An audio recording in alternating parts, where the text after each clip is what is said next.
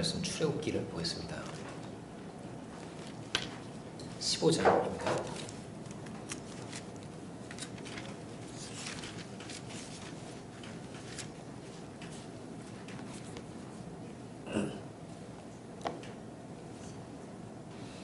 출애굽기 15장 22절부터입니다.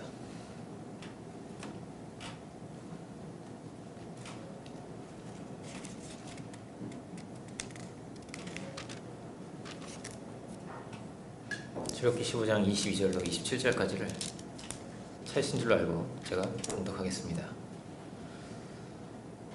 모세가 홍해에서 이스라엘을 인도하며 그들이 나와서 수르 광야로 들어가서 거기서 사흘 길을 걸었으나 물을 얻지 못하고 마라에 이르렀더니 그곳 물이 써서 마시지 못하겠으므로 그 이름을 마라라 하였더라.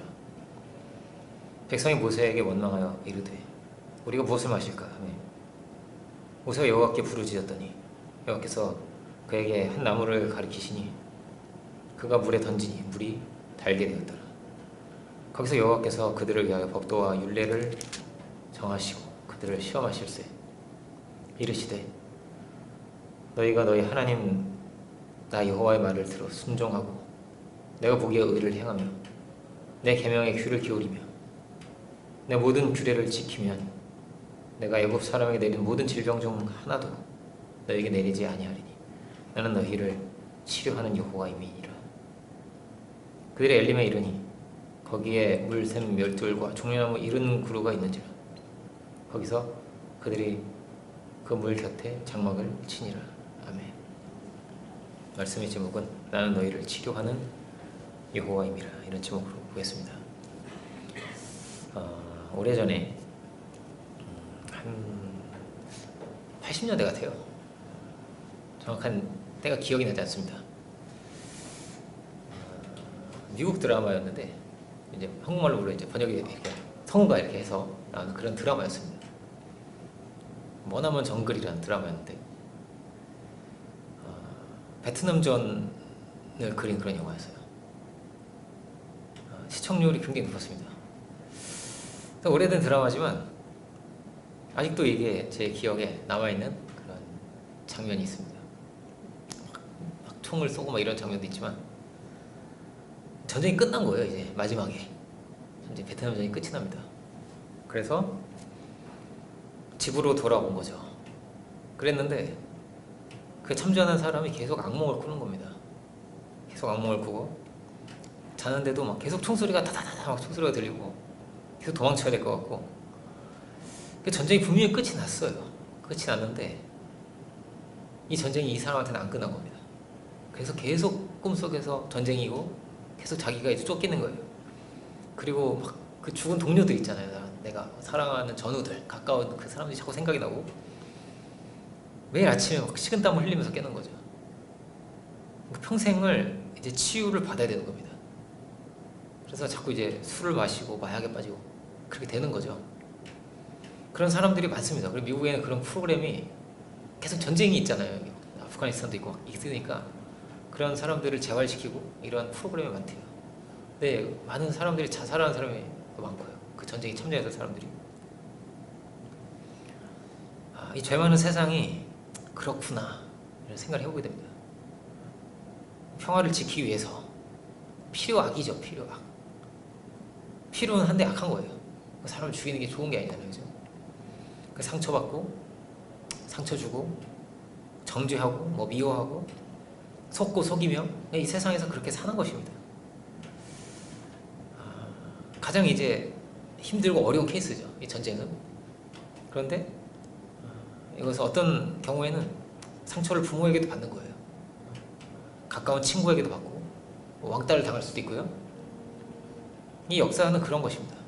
온갖 죄악과 아픔과 고통이 막 이렇게 점철되어 있는 것이죠. 주님은 이런 죄악의 세상에 찾아오신 분입니다. 이 죄 많은 세상에 오셔서 이 이스라엘 백성들을 구하신 것 같이 또한 우리를 구원하신 것이죠. 그러니까 더 이상 정죄할 자가 없어요. 죄와 사망으로부터, 정죄와 압제로부터 주님 구원하신 것입니다.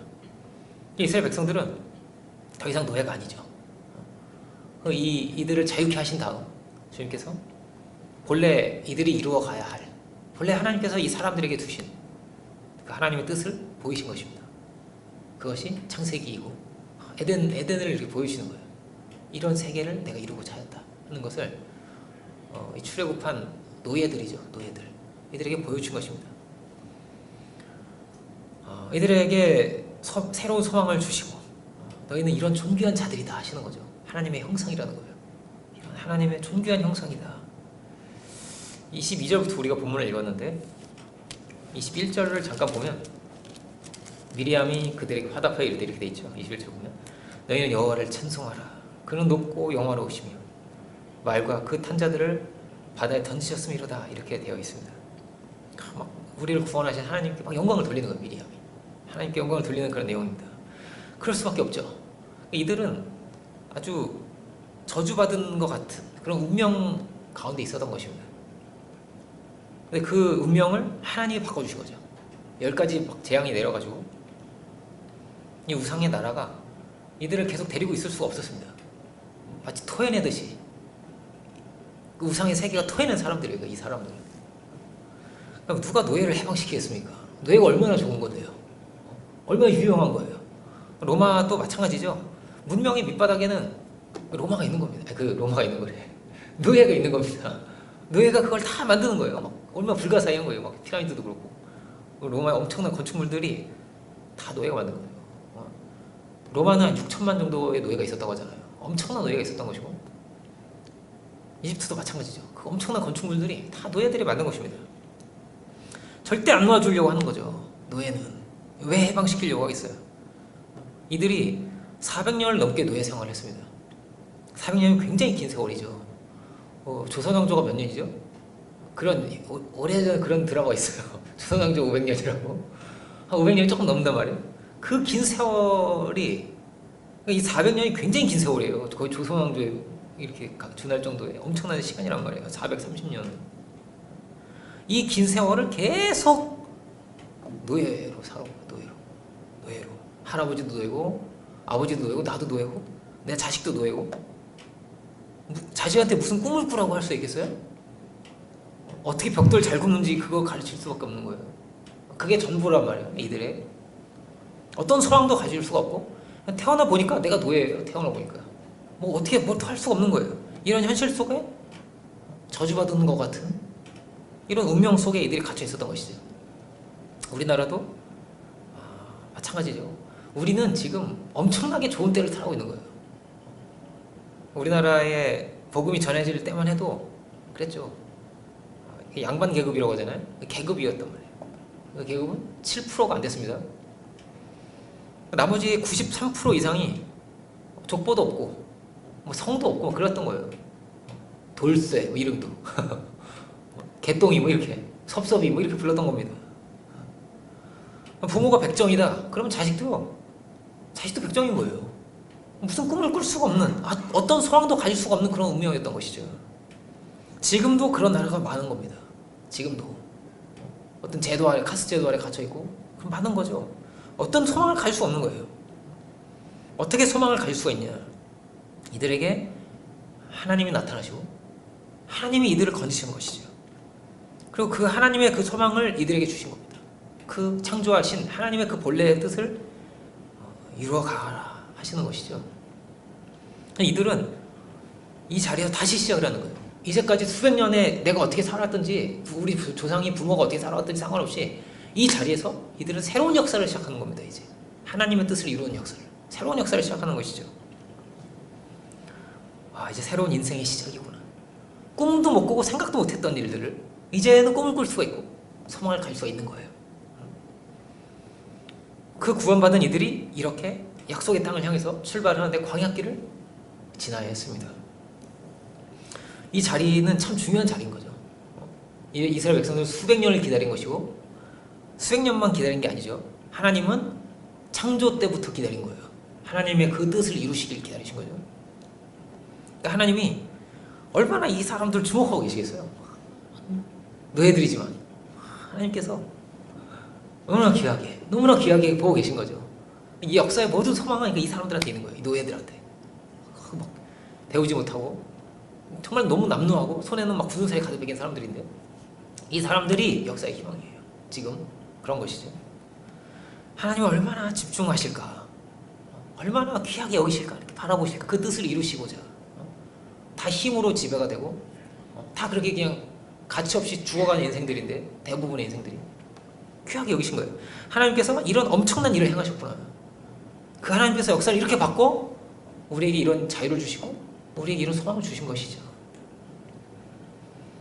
그 놀라운 일을 미리암이 막 찬양을 드리는 거예요. 하나님께서 이 모든 일을 행하셨구나. 노예들이 어떻게 이걸 할 수가 있겠어요? 어떻게 노예가 국가를 만들겠어요? 하나님께서 능력을 드러내셔서 이집트는 다 우상세계거든요. 우상세계. 무슨 별 우상이 다 있는 거예요. 이렇게. 그 우상의 모든 것이 다 헛된 것임을 주님이 보이시고 하나님께서 능력으로 하나님이 참으로 하나님이심을 보이신 것이죠. 이 모든 우상은 다 거짓된 것이 헛된 것이다. 모든 정죄의 세력과 원수의 세력을 다 멸하신 것이죠. 하나님께서. 이것은 우리도 마찬가지입니다. 홍해의 구원이 마치 그런 거예요. 힘의 지배가 아니죠. 이제 하나님의 은혜 안에서 은혜가 왕노릇하는 것이죠. 로마서 5장의 표현을 하자면. 그래서 하나님의 뜻을 이루어가야 되는 것입니다. 그런데 이들 안에 여전히 있는 게 있는 거예요. 구원을 받았어요. 이제 노예 생활이 끝났어요. 그런데 여전히 이들 안에 연약함이 있습니다. 그러니까 뭐냐면 늘 압제 속에 살아왔고 늘 우상 속에 살아왔고 주체성이 없이 살아왔고 그렇게 계속 살아왔거든요. 제가 벼룩 이야기를 몇 번 한 적이 있는데 벼룩이 엄청나게 높이 뛴다고 그래요. 과학자들이 야 이거 도대체 어떻게 높이 뛰는 건지를 막 물리학자와 수학자가 붙어가지고 연구를 하는데 너무 어려운 거예요. 이게 아직도 잘 모르겠는 거예요. 이게. 그 정도로 어려운 거예요. 그런데 이 벼룩이 자기의 자기 사이즈에 막 몇백 배를 뛰잖아요. 이렇게 막 뛰거든요. 그런데 조그만 병 속에서 이렇게 키우잖아요. 그럼 뛰면 부딪힐 거 아니에요. 이렇게. 그러니까 그만큼 계속 뛰는 거예요. 그러니까 나중에 병에서 풀어놔줘도 그만큼 계속 뛰고 그만큼 계속 뛰는 거예요. 이렇게. 계속 그 안에 갇혀서 살아왔기 때문에 이스라엘 백성들이 계속 압제 속에 살아왔고 주체성을 가지고 자유를 가지고 내 인생을 막 이렇게 꿈을 가지고 소망을 가지고 개척해본 적이 없는 거예요. 이 사람들은 그냥 시키는 거 하고 맨날 또 벽돌 구면서 살고 이랬던 거예요. 압제자가 이제 없어요. 채찍을 들고 있는 자도 없고 정죄할 자가 없어요. 그런데 그 군인처럼 전쟁이 끝났어도 문제가 있는 거잖아요. 안에 있는 거잖아요. 속에 이런 문제가 있는 것입니다. 그래서 구원을 받았는데 하나님 뭐라고 말씀하시죠? 난 치유하는 여호와다 이렇게 말씀하시죠. 그 구원이 있고 뭐가 있죠? 치유가 있는 거예요. 구원받은 자들이 받아야 될 치유받아야 될 세계가 있는 거예요. 그 안에. 그러니까 단숨에 깊은 곳까지 일시에 다 변화되는 그런 것이 아니죠. 광야 여기는 뭐냐면 하나님을 바라보면서 어떻게 보면 치유받는 곳이라고 할 수가 있어요. 변화되는 곳, 아들이 되는 곳, 아들이 되는 곳. 그래서 가나안은 아들로 사는 곳이죠. 그렇게 볼 수 있는 것이죠. 물론 이제 구원받는 것은 아들의 명분을 얻는 거란 말이에요. 그러니까 아들다워지는 것 이렇게 볼 수 있겠네요. 광야는 아들다워지는 것입니다. 급진적으로 막 다 변화된다. 어떤 곳은 이렇게도 얘기를 하는 거죠. 구원파가 그렇게 얘기를 한단 말이에요. 그런 급진적 접근을 하는 건데 그런 경우도 있을 수도 있죠. 사도 바울 같은 그런 일반적이지 않죠. 주님은 구원하실 뿐 아니라 또 뭐라고 고치시는 분입니다. 하나님은 치유하시는 하나님이다 이렇게 말씀을 하시는 것입니다. 예수님 사역도 치유를 하시고요. 치유하실 뿐이 아니죠. 예수님이 3년을 제자들을 계속 데리고 다니시잖아요. 그 기간이 뭐냐? 계속 데리고 다니는 그 시간이 다 뭐냐? 성장해야 할 것이 있는 것이고 그 안에 고쳐져야 할 것이 있는 것이죠. 우리는 죄악이 극악해지는 시대에 우리 살고 있는 거거든요. 그 사망의 왕노릇하는 이 고통의 세계 속에서 여전히 이 파라오가 우상의 세계 아니에요. 이 애굽이. 근데 이것이 동일한 것이죠.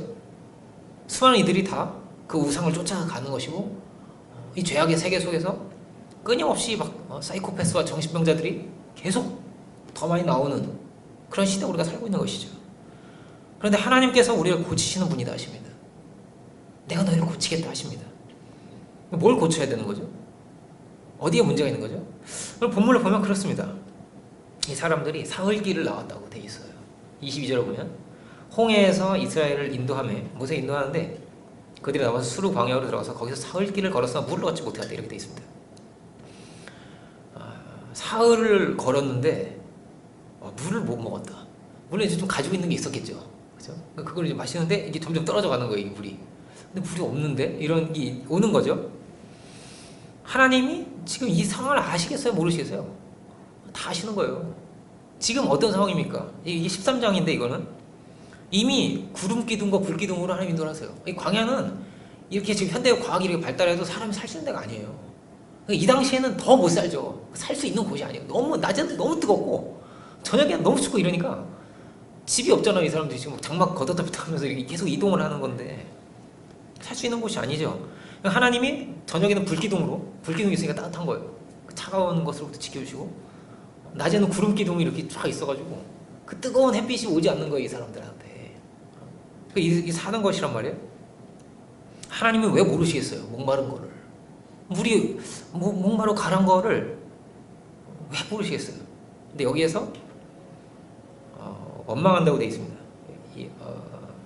사흘길을 걸었으나 물을 얻지 못하고 24절이죠. 백성이 모세에게 원망을 이러는데 우리가 뭘 마실까? 목말라 죽겠는데 뭐 이런 거예요. 원망을 하는 거예요. 모세한테 목말라다고. 여기서 모세를 원망한다 이렇게 되어 있는데 모세는 지금 그냥 하나님이 시킨 대로 할 뿐이에요. 물을 일부러 안 주는 것도 아니고, 그렇죠? 이 원망은 누구를 향하고 있는 거죠?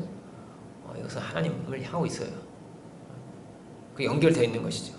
그러니까 이들은 구원을 받았지만 입에서는 뭐가 나오죠? 원망이 나오죠. 원망이 나오고 있는 것이죠. 안 좋은 게 뭐가 있냐면 그 속에 뭐가 들어있어요. 좋지 않은 게 들어있는 거예요. 그렇죠? 하나님 분명히 아실 텐데 분명히 왜 물을 안 주시겠어요? 주실 텐데 그런데 염려하고 쫓기고 뭐 이렇게 안 좋은 게 나오는 거란 말이에요. 이렇게 어떻게 치유를 받는 것인가? 이 자리는 어떤 자리냐면요, 하나님께서 이들을 시험하셨다 이렇게 돼 있어요. 시험하셨다. 25절에 보면 이렇게 돼 있죠. 모세가 여호와께 부르짖었더니 여호와께서 그들에게 한 나무를 가르치시니 그가 물에 던지니 물이 달게 되었다 이렇게 돼 있고요. 이건 좀 뒤에 보겠습니다. 거기서 여호와께서 그들을 위하여 법도와 율례를 정하시고 그들을 시험하실세 이렇게 돼 있죠. 하나님께서 이들을 시험하신 자리입니다. 이 자리가 뭘 어떻게 시험을 하시냐면 율법을 주시면서 시험을 하셨다 이렇게 되어 있습니다. 하나님의 아들로 살자면, 백성답게 살자면 율법을 따라 살아야 하는 것이죠. 이게 하나의 중요한 말씀이죠. 그리고 26절입니다. 26절이 오늘 중요한 구절이죠. 그래서 이렇게 말씀하십니다. 너희가 내 하나님 나 여호와의 말을 들어 순종하고, 듣는 거예요. 그죠? 듣는 거. 들어 순종하고 내가 보기에 의를 행하며 내 계명에 귀를 기울이며, 앞에 들으라고 돼 있는데 또 뒤에 뭐라고 돼 있죠? 귀를 또 기울이고 또 돼 있어요. 듣고 또 들어야 된다는 말씀이죠. 자꾸 이렇게 귀를 기울이라는 거예요. 내 모든 규례를 지키면 내가 애굽 사람에게 내린 모든 질병 중 하나도 너에게 내리지 아니하리니 나는 너희를 치료하는 여호와임이라 이렇게 되어 있습니다. 귀한 말씀이죠. 하나님께서 말씀하십니다. 너희는 나의 말을 들어라. 귀를 열어 하나님의 그 음성을 들어라 하시는 것이죠. 그 사랑의 말씀을, 우리를 구원하신 분의 그 음성을 들어야 된다. 그리고 그 말씀을 따라 행하여라. 그러면 이 질병이 너에게 내리지 않으리라. 왜냐하면 하나님은 우리를 치유하시는 분이시기 때문에. 이 말씀을 보면은 그게 생각이 나요. 한경직 목사님의 일화인데, 한경직 목사님이 그러셨다고 그래요. 목사님이 이제 막 기골이 이렇게 크시고 이런 분이 아니에요. 이렇게 좀 이렇게 왜소하시고 양 같은 그런 분이거든요. 양 같은 그런 분인데 커피에 설탕을 너무 많이 넣어서 드시는 거예요. 막 2숟갈, 3숟갈 막 넣어서 이렇게 드시는 거예요. 단 거가 이제 맛있으신가 봐요. 그러니까 아이고 목사님 그러시면 안 된다고, 설탕 얼마나 건강에 안 좋은데 지금 연세도 있으신데 왜 이러시냐고 막 하시니까, 그럼 그분이 이제 하시는 말씀이 이런 거죠. 병들고 이런 건 다 죄 때문에 오는 건데 나는 하나님 은혜 안에 있으니까, 난 은혜 안에 있으니까 그런 걱정을 안 한다는 거예요. 그리고 평생을 그렇게 그냥 드셨어요. 커피를 이렇게 설탕 이렇게 드신 거예요. 97세까지 사셨죠. 90세까지. 막 강골이 아니세요. 막 이렇게 몸이 건장하시고 이런 그런 분이 아니에요. 장경동 목사님이 건장하잖아요. 굉장히 그게 건강한데 이분은 그런 분이 아니에요. 이렇게 양 같으신 분이에요. 양 같고 이렇게 조용하고 뭐 운동을 막 하고 이런 스타일도 아니란 말이에요. 근데 그렇게 보셨어요, 그분이. 하나님께서 우리에게 말씀하시는 것입니다. 들어야 된다고. 하나님의 말씀을 들어야 된다고. 그리고 순종하여 그 의를 행하라고 하시는 것입니다. 여기에 우리의 가진 본분이 있는 것이죠. 여기에 우리가 가진 본분이 있는 것입니다. 그 말씀을 듣고 그 뜻을 따라 살아라 하는 것이죠. 욕심대로 살고 교만하게 살아서는 안 된다 라는 말씀이죠. 하나님을 두려워해야 되고 그 말씀을 청종하며 우리가 살아갈 수 있기 원합니다. 여기에 치유가 있는 거예요. 그러니까 말하자면 그런 것입니다. 우리 안에 고침 받아야 되는 게 뭐죠? 결국 뭐죠? 그것은 교만입니다. 안 들으려고 하고 안 따라가려고 하는 그게 있는 거예요. 불순종과 교만이죠. 구원하신 주님께서 구원하실 뿐 아니라 홍해를 갈라서 구원하실 뿐 아니라 또 뭐죠? 말씀하시는 분이죠. 그래서 가장 좋은 곳으로 우리를 인도해 가시는 분이죠. 그 주님의 음성은 사랑의 음성이죠. 고치시기를 원하시는 거예요. 아들이 아프면, 자식이 아프면 그것을 고치고 싶은 것이 아니겠어요? 너무 그것이 얼마나 간절한 마음이에요. 이것이 하나님의 마음이죠. 그 원통한 자를 아시고 그 어려운 그를 아시고 그 사정을 아시는 분이고 빈핍한 자를 아시고 가난한 자를 아시고 하나님 그 사정을 아시는 분이라는 것이죠. 그래서 고아와 과부에게 선대하라고. 내가 그의 하나님이기 때문이야. 가난한 자에게 함부로 해서 안 된다고. 왜? 내가 그의 하나님이기 때문이다. 하나님 그렇게 말씀하시는 것이죠. 하나님은 고치시기를 원하시는구나. 이 모든 질병이 다 걸리지 않을 것이다. 이것은 창조 세계의 회복을 말하는 것이죠. 에덴에 이런 게 없었잖아요. 무슨 질병이 있어 에덴에. 그죠? 창조의 세계를 내가 회복하고자 한다. 태초의 세계를 내가 이루고자 한다 하시는 것이죠. 이 하나님 뜻이 이스라엘 백성에게 있는 것이고 이스라엘 백성에게만 있는 게 아니죠. 우리에게도 있는 것이죠. 어떻게 이루어갈 수 있는가? 뭐가 고침을 받아야 되냐? 뭐라고요? 교만이라고요. 교만과 불순종이죠. 그 말씀을 우리가 들어야 하는 것입니다. 그래서 우리 깊은 곳에서 치유가 일어나야 하는 것이죠. 이스라엘 백성들이 만난 게 뭐냐면 쓴 물이었어요. 쓴 물, 마라의 쓴 물입니다. 우리는 다 단물만 먹고서 이게 얼마나 단물이 이런 게 단물인 거예요. 이게 그러니까 옛날에는 이 물 자체가 정수도 잘 못하고 귀한 거였단 말이에요.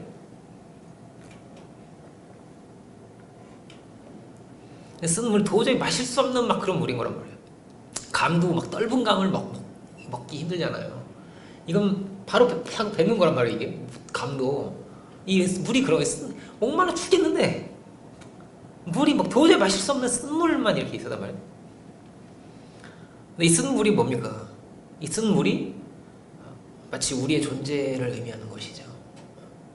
그 구원받은 자가, 그 은혜 받은 자가 그 입에서 나오는 게 뭐라고요? 원망이죠. 쓴 물이 막 나온단 말이에요. 야고보 사도가 하는 말이죠. 어떻게 한 샘에서 단물과 쓴물이 같이 나오냐고 야고보 사도가 하는 말이. 그런데 이게 우리의 모습이 뭐예요? 죄인의 모습인 것이죠. 앞에 뭐가 나왔죠? 미리암의 막 노래가 나왔단 말이에요. 막 할렐루야 찬양해라 막 이렇게 그 말탄자를 엎으시고 할렐루야 이렇게 뒤에 이제 물이 쓰니까 막 나오잖아요. 뭐가 쓴 물이 나오잖아요. 단물이 나오고 좀 있다가 또 쓴 물이 나오고. 이들이 이 광야길이 긴 노정이죠. 이 광야길 노정에서 계속 뭐가 나온 거죠? 쓴물이 계속 쏟아져 나오는 거예요. 이들이 원망하고 우상 따라가고 정죄하고 이렇게 되는 거죠.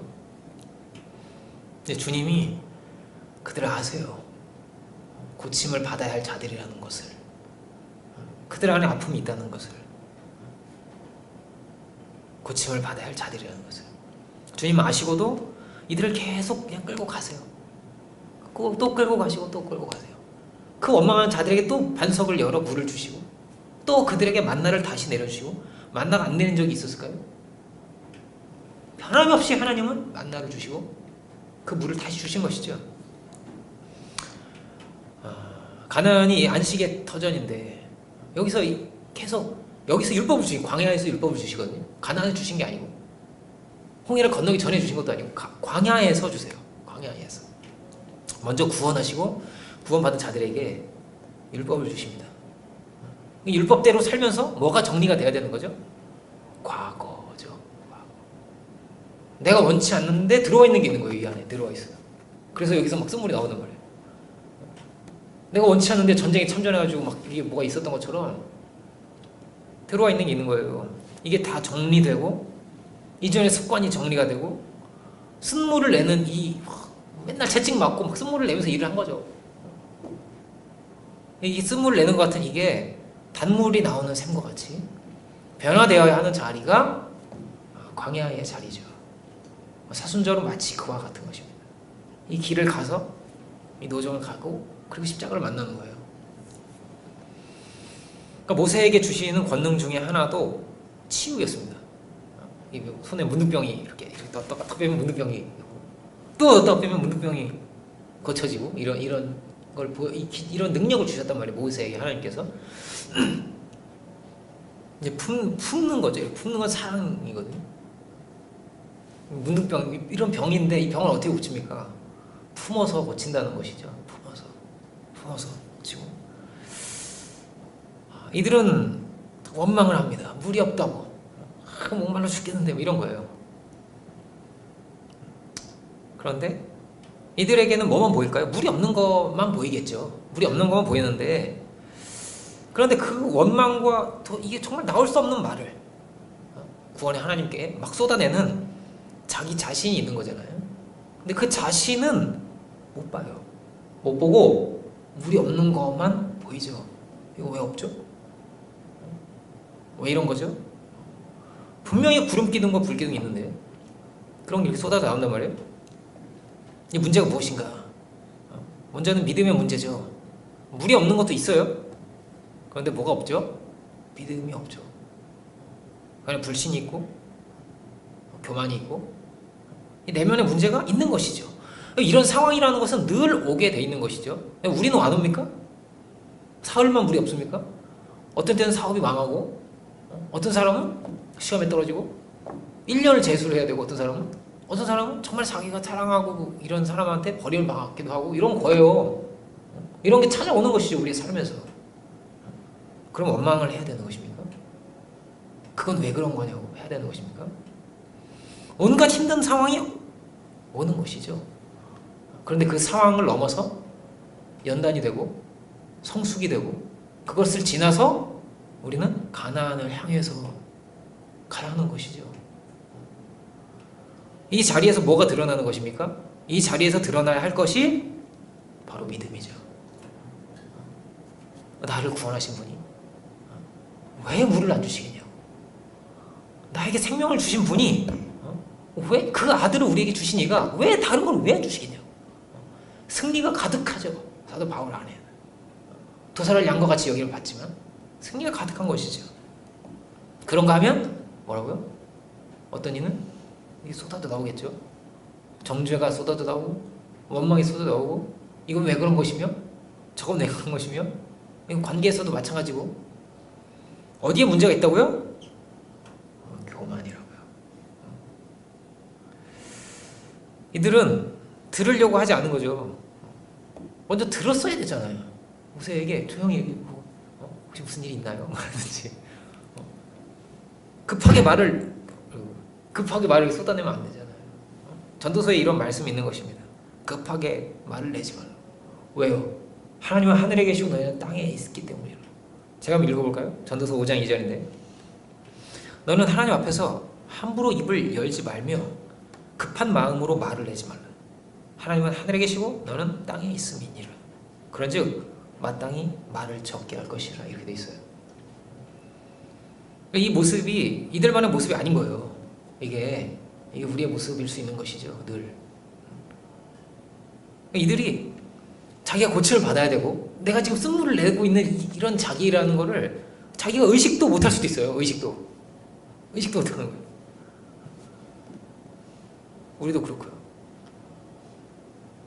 이 안에 뭐라고요? 죄인의 그 모습이 있는 것입니다. 쓴물을 내듯이 나도 모르게 남 탓하고 있고 나도 모르게 정죄하고 자기는 늘 정당하죠. 자기는 정당해요. 너의 이 문제 때문이라고 하는 거예요. 늘 정죄는 상대방의 이 문제 때문에 분노를 터뜨리고 그러다가 또 자학도 하고 그냥 그렇게 병든 모습을 가지고 있는 것입니다. 그래서 광야를 도는 것이죠. 이 정죄의 수레바퀴는 계속 도는 것이고 계속 같은 자리를 도는 거예요. 원망하면서 40년을 원망을 계속하면서 같은 자리를 도는 것이죠. 왜 그렇죠? 병들어 있기 때문이고 치유를 받아야 되는 것이죠. 이게 막 광야로 들어가는 이 초입에서 있었던 중요한 사건이에요. 이 오늘 본문의 사건이. 이게 창조의 본래의 모습이 아닌 거란 말이에요. 이런 모습이라는 것은, 쓴물이 나오는 모습이라는 것은 주님의 처방은 무엇인가? 이 쓴 물에다 나무를 던져 넣으라고. 이게 이제 25절이죠. 25절. 한 나무를 지시하시고 그걸 던져주니까 물이 달아졌대요. 신비하게 이렇게 기록이 되어 있죠. 그리고 이어져 나오는 건 뭐죠? 법도와 율례를 정하셨다는 것이죠. 법도와 율례를 정하셨다고 하나님께서. 우리 안에 뭐가 들어와야 되는 거죠? 법도와 율례가 들어와야 되는 것입니다. 분명한 하나님의 말씀을 우리 마음에 새겨야 하는 것이죠. 그리고 그 말씀을 따라서 가야 하는 것이죠. 나무는, 여기서 나무는 뭐죠? 법도와 율례이기도 하고 더 나아가서 이것은 십자가를 상징하는 것이죠. 십자가에서 하나님께서 그 공의를 다 이루신 것이거든요. 그 심판과 형벌이기도 하며 가장 큰 사랑이기도 하죠. 십자가가. 이 십자가가 들어오면 변화된다 라는 것입니다. 그 너의 존재의 그 근원적인 변화가 일어나서 그 쓴물이 이제 단물이 된다고요. 쓴물을 내는 샘이 단물을 내는 셈이 된다는 것이죠. 또 뭐가 중요한 겁니까? 그래서 하나님 하신 말씀이 있죠. 들어야 된다는 거예요. 왜? 그 셈에 나무를 넣어야 되니까. 십자가의 복음을, 그래서 희생을 들어야 되는 것이죠. 믿음은 들음으로 나는 것이거든요. 중요한 건 뭐냐? 근본이 변화되는 것입니다. 근본이. 이 쓴 물에다가 설탕을 잔뜩 타가지고 마시면 마실만 해. 그런 게 아니에요. 이 세상에는 뭐가 가득한 거냐? 별의별 설탕이 가득한 겁니다. 이렇게 해서 먹어보고 저렇게 해서 먹어보자. 인생이 씁쓸한 건데 긍정의 힘을 가져보자. 이렇게 해보자. 별게 다 있는 것입니다. 한잔 하면 되는 것이다. 뭐 세상은 그런 거죠. 재밌는 게 뭐 즐기고 살자고 뭐. 근데 다르죠. 신앙과는 참 다른 것이죠. 구원은 뭐냐? 구원은 우리의 힘으로 어떻게 할 수가 없다는 것입니다. 하나님이 구원의 하나님이시다. 하나님이 이 쓴물을 변화시키시는 하나님이십니다. 그 능력의 하나님께 우리는 나아가는 것이고 그 능력의 말씀을 우리가 듣는 것이죠. 하나님 말씀으로 천지를 창조하셨고 그 말씀으로 우리도 재창조하신다. 재창조라고 그래요. 신학적으로. 새롭게 빚으시는 것이죠. 우리 안에 주님의 십자가가 참으로 들어올 수 있기 원합니다. 주님의 살과 피가, 그 희생이, 섬김이,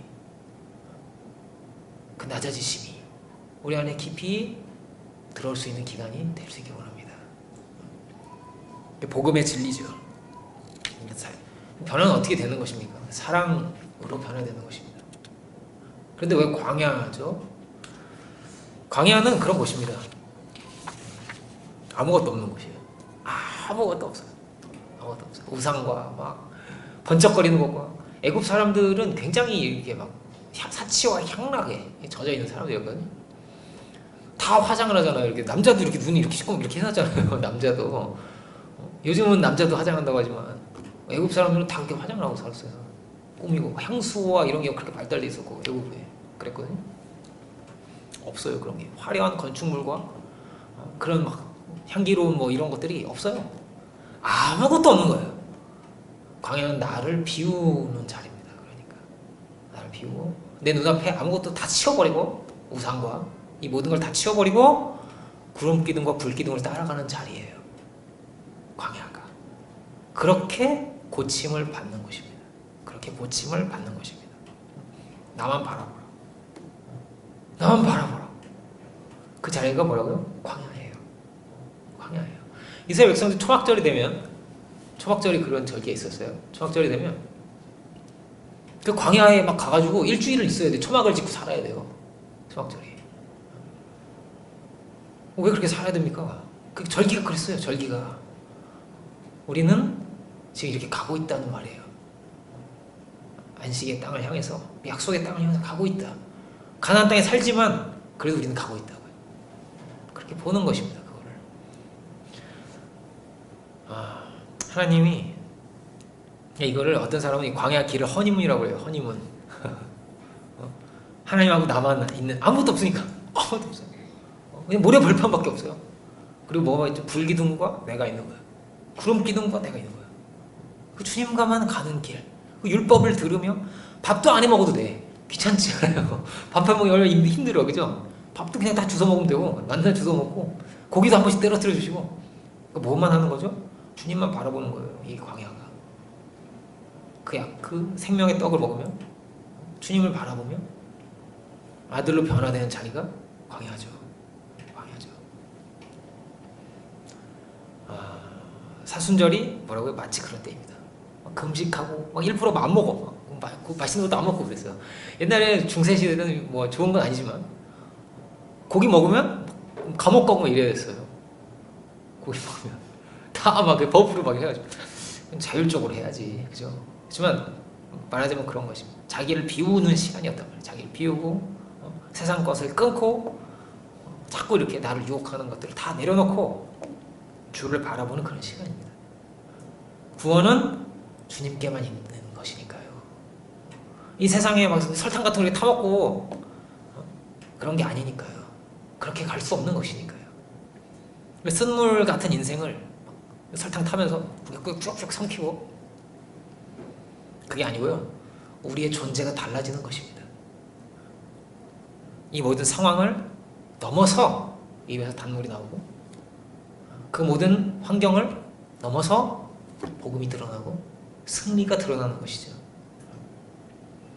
주님이 그런 분이죠. 생명샘과 같은 분이죠. 생명의 말씀, 진리의 말씀이 끊임없이 쏟아져 나오시는 생명의 주님을 우리가 만나는 것이죠. 그 주님을 만나서 뭐였죠? 우리도 생명샘과 같이 그 변화되는 것이죠. 사도 바울이 그런 사람이 아니겠습니까? 사도 바울이 율법의 화신 같은 사람이었는데 그 입에서 막 탄물이 나오는 거예요.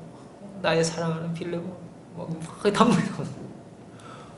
내가 너를 얼마나 생각하고 내가 기도할 때마다 내가 맨날 네 기도해 이러면서 그게 사랑의 고백이잖아요. 이게 너 볼 때마다 너 생각나고. 주님은 이 쓴물과 같은 역사 가운데 오신 분이죠. 이 쓴물과 같은 역사에 오셔서 십자가가 우리 안에 왔다는 거예요. 이렇게 이 고통의 세계, 쓰디 쓴 세계. 근데 그 사랑이 그 희생이 우리를 변화시키는 것이죠. 우리 힘듦을 아시는 분, 우리의 위로자가 되시는 분. 그러니까 뭘로도 위로가 안 되는 거예요. 그건 다 그냥 일시적인 거란 말이에요. 그 참전 용사가 막 술 먹고 마약하고 잠깐은 좋을 수도 있죠. 하루 저녁은 좋을 수도 있겠죠. 그런데 안 돼요. 그렇게 세상은 그렇게 잊으라고 하고 인생은 다 그냥 그런 거라고 하지만 그게 무슨 위로가 되는 것이며 그 끝은 죽음인데 병의 근원이 무엇인가? 교만이 있죠. 다시 말하지만 그리고 우리는 무엇을 바라봐야 되는 것입니까? 우리 심령 깊은 곳에 근원적인 변화, 이 거듭남이죠. 인자가 높이 들리는 것이죠. 우리 안에 십자가가 들어오는 것이죠. 주님은 우리가 승리자가 되기를 바라시는 거예요.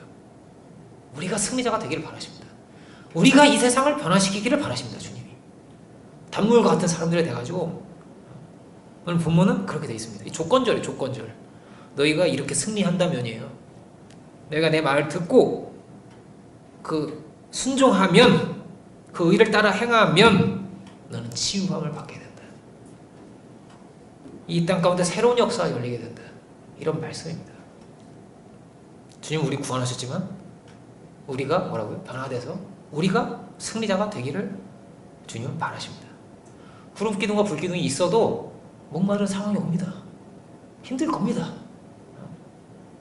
그리고 자꾸 생각도 날 겁니다. 이스라엘 백성이 그랬거든요.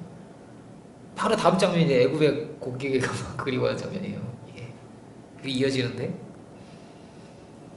주님은 우리가 승리자가 되길 바라시죠. 그래서 젖과 꿀이 막 흘러넘치는 엄청난 축복도 주려고 하시는 분입니다. 불기둥과 구름기둥으로 함께 하시는 거예요. 뭔가는 왜 모르시겠어요? 아시죠? 힘든 말 왜 모르시겠어요? 하나님 아시죠? 하나님 우리를 보시는 그 사랑의 그 시선이 늘 있는 것이죠.